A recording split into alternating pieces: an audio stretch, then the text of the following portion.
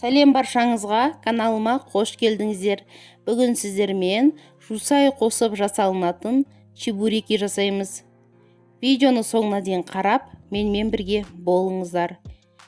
Ең алдымен суға тұзымызды салып алып, електен өткізіп алған ұнға суымыздың барлығын құямыз. 3 ас қасық сұйық май құямыз.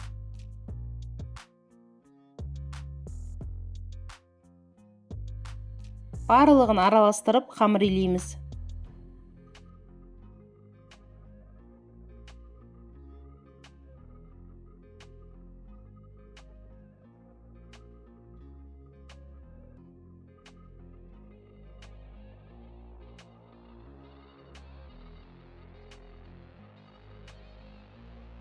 Илеп алған қамырымызды пакетке салып бөлек алып қоямыз.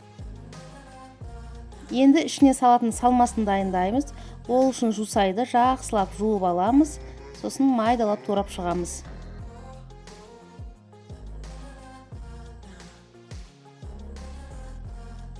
Енді бір бөлек ыдысқа 5 жұмыртқамызды жарып аламыз. 1 шай қасық тұз және қара бұрыш саламыз. Осылай жақсылап араластырамыз вилкамен. Енді қазір осы салмасын қуырып аламыз. Табамызға сұйық май құйып, жұмыртқаны құямыз.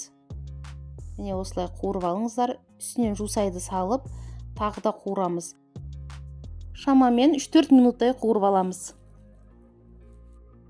Қамыры 15 минуттай тұрды.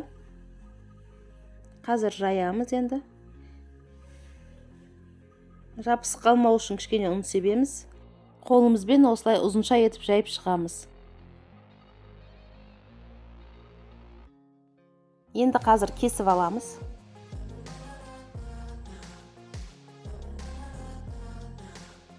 Қолымызбен дөңгелектеп аламыз.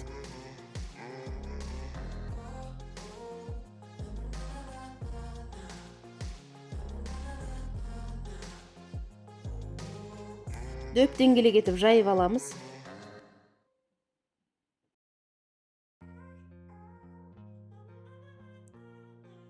Ішіне салмасын саламыз.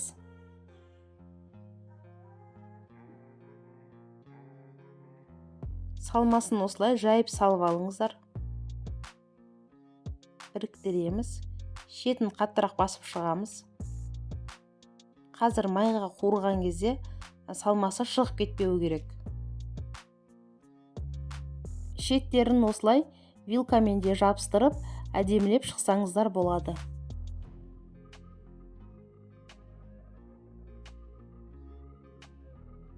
Барлығын осылай дайындап аламыз. Енді қызып тұрған майға қуырып аламыз.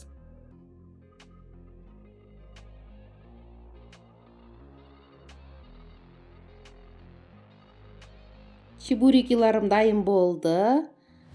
Неке қараңыздар, қамырының өзі жұп-жұмсақ.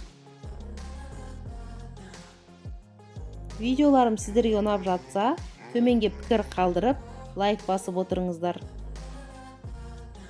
Сіздермен болған Эльмира, астарыңыз дәмді болсын.